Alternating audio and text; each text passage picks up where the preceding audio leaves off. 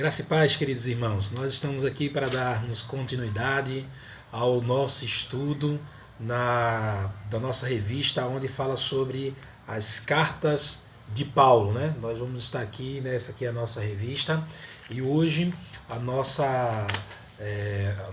nosso texto áureo, né, é em Gálatas, capítulo número 2, versículo 20, que tem por tema Cristo vive em mim.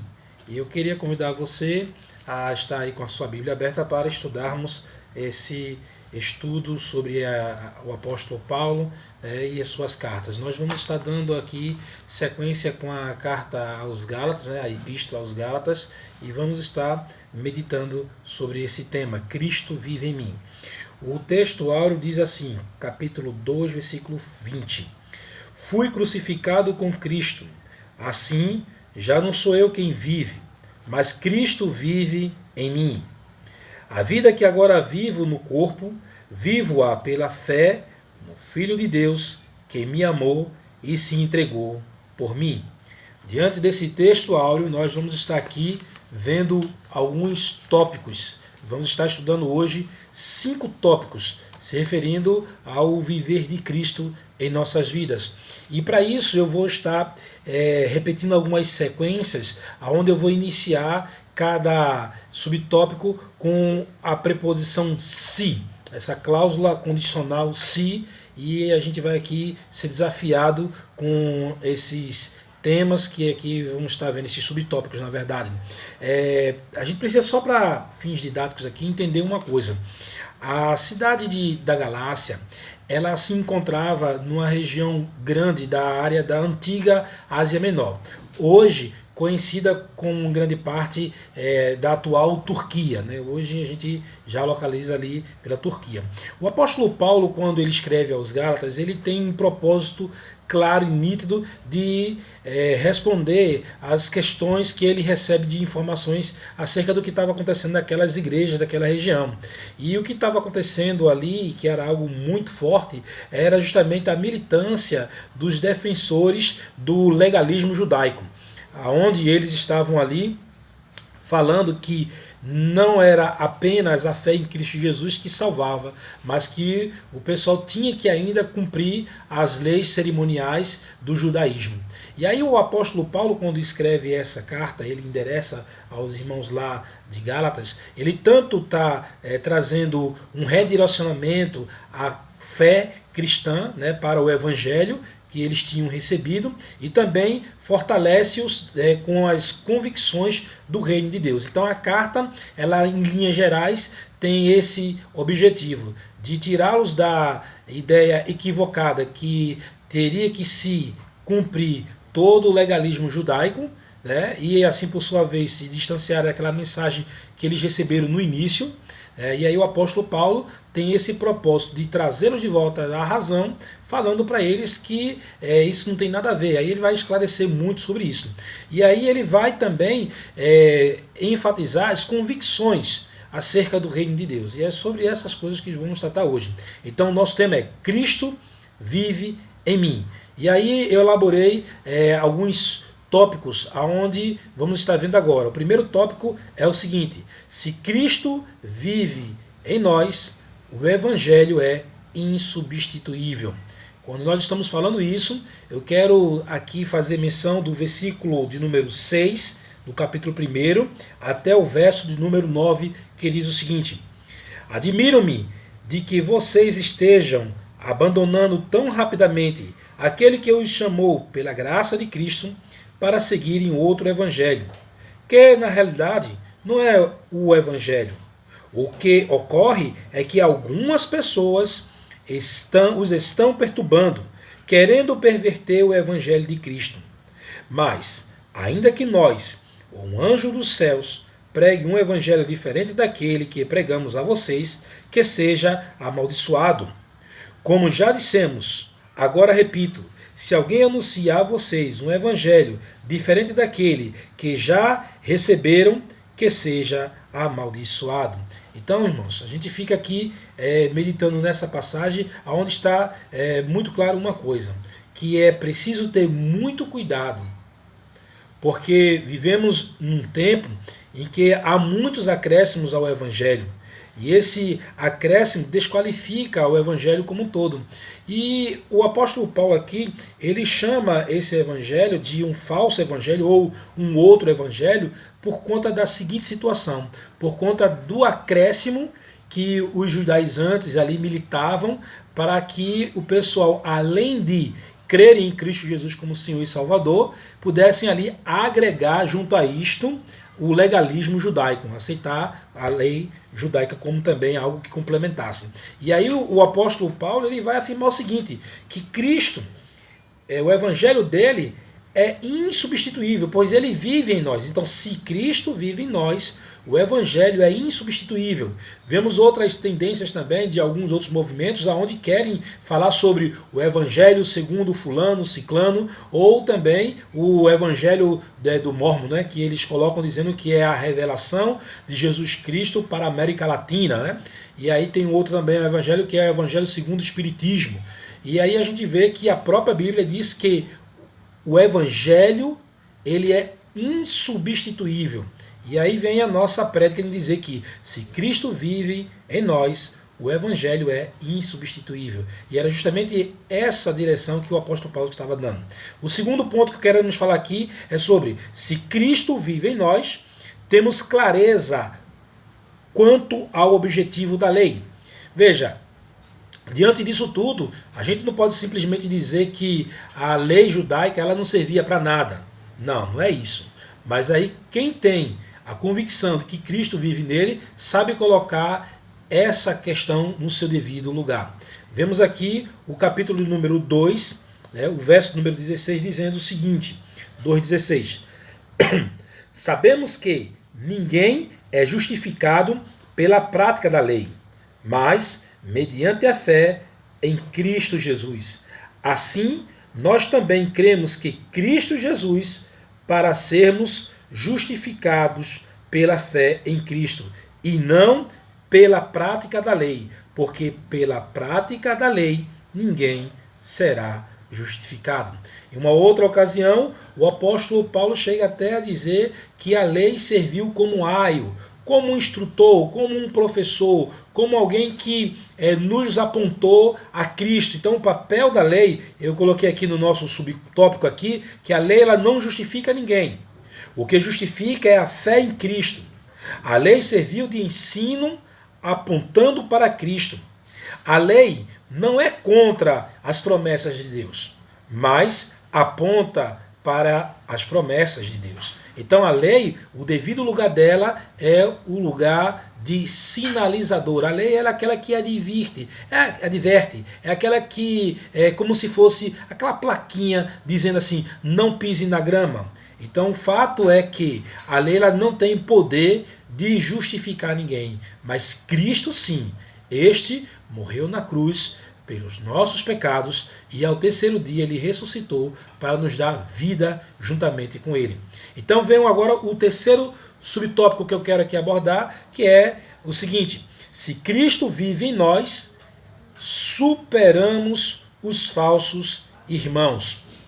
Então essa convicção nossa de que Cristo vive em nós faz com que nós não nos desanimemos durante a caminhada, pois assim vamos poder identificar aqueles que de fato servem a Deus e os que não servem a Deus. Às vezes a gente fica meio que escandalizado com alguém que confessando que é cristão, tem umas atitudes que são contrárias a isto. Mas aquele que vive realmente em Cristo não deve se assustar quanto a isto. Veja que o apóstolo Paulo ele diz aqui no capítulo 2, o versículo 4, ele fala assim, essa questão foi levantada porque alguns falsos irmãos infiltraram-se em nosso meio para espionar a liberdade que temos em Cristo Jesus e nos reduzir à escravidão. Veja, essa questão do legalismo judaico, né, dessa direção que os judaizantes, militantes, que se infiltraram ali naquelas igrejas ali da região da Galácia, eles estavam ali como falsos irmãos. Por quê? Porque eles estavam levando a mensagem além daquela mensagem já conhecida por aqueles irmãos ali na Galácia. Então eles estavam querendo introduzir a mensagem de que a lei judaica deveria ser ali também considerada como algo preponderante para a fé cristã. E aí a gente fala desse nosso terceiro tópico, que se Cristo vive em nós, podemos superar os falsos irmãos, podemos identificar, podemos nos esquivar deles, nos livrar deles, porque a nossa convicção não está naquilo que os homens agregam e acrescentam. A nossa convicção está em Cristo, naquele que realmente representa a nossa salvação. A gente vê também quanto à questão da consciência, olha o que eu escrevi aqui, quando temos consciência de que estamos em Cristo, podemos superar os falsos irmãos, pois muitos, por imposição, querem suprimir a liberdade que temos em Cristo. Então, há pessoas que querem colocar para nós outros valores, a fim da força, né? Queremos que aceitemos coisas que estão além daquilo que Cristo fez na cruz do Calvário. E aí, irmãos, vamos ver agora o nosso quarto subtópico, que fala o seguinte: se Cristo vive em nós, a sua glória é expressada através de nós. Para isso, eu quero chamar a sua atenção para o texto de Gálatas, capítulo 2, versículo 20, que é o nosso texto áureo, que diz o seguinte: fui crucificado com Cristo. Assim, já não sou eu quem vive, mas Cristo vive em mim. A vida que agora vivo no corpo, vivo-a pela fé no Filho de Deus que me amou e se entregou por mim. Veja, observem que tudo o que o apóstolo Paulo fala do seu viver na fé está correlacionado ao ato salvífico de Cristo na cruz.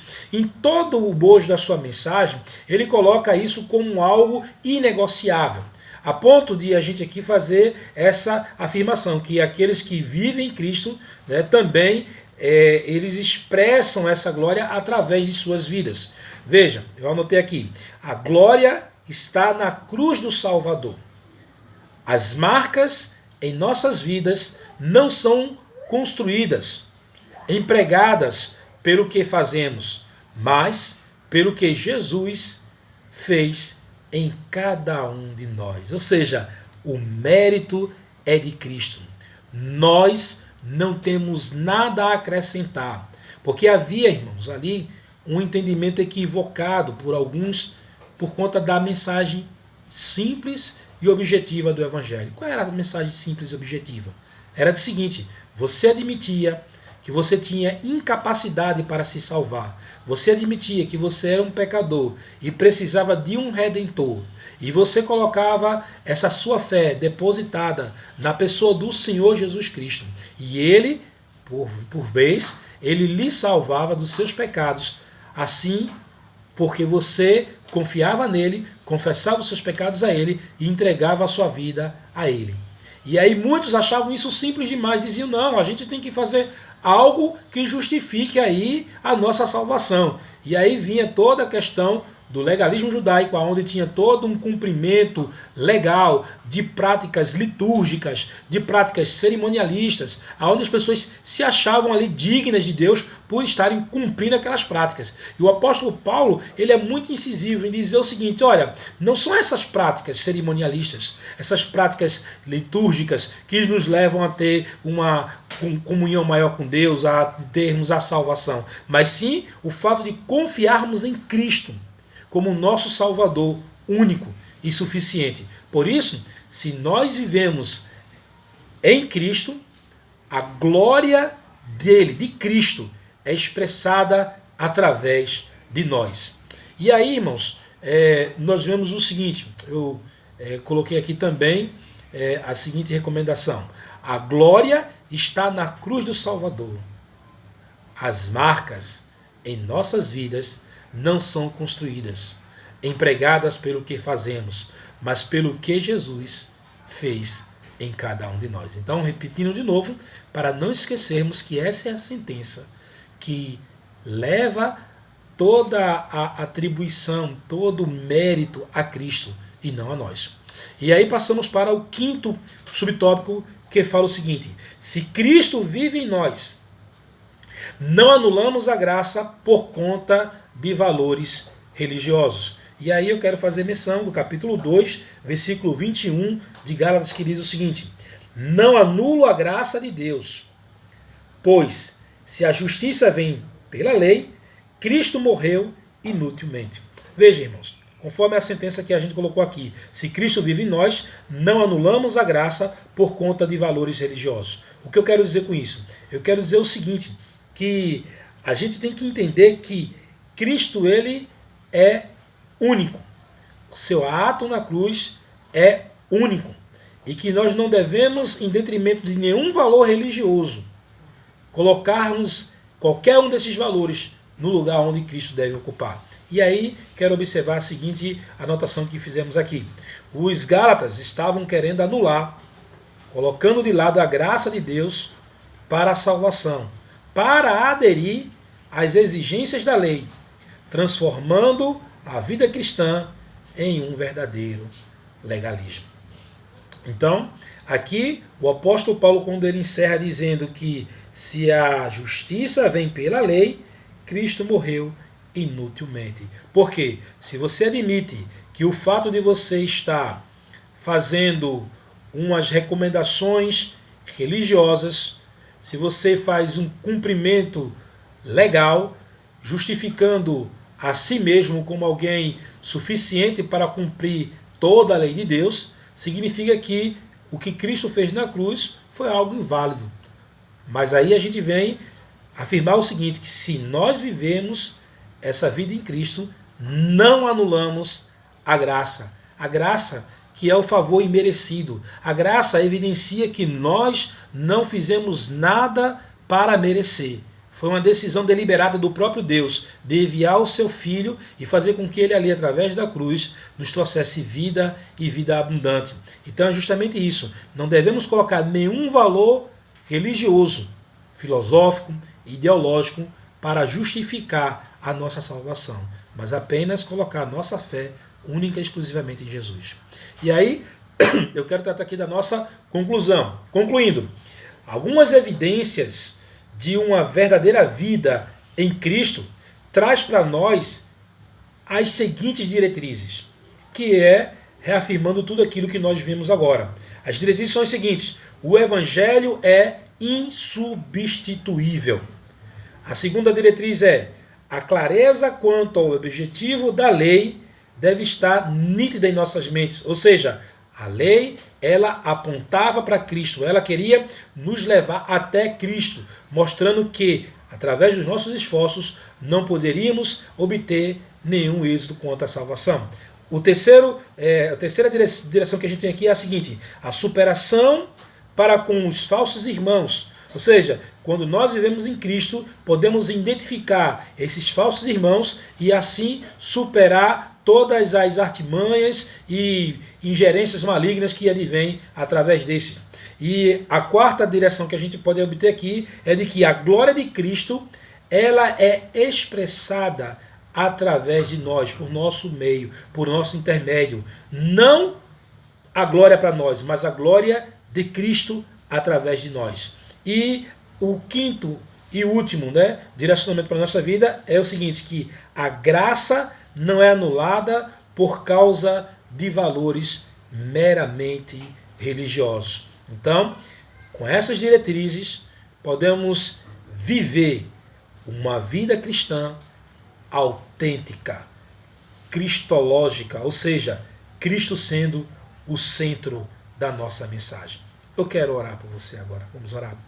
Pai Santo e Eterno Deus, queremos te agradecer pela tua palavra, Pai, e te pedir que a mesma faça morada em nossos corações.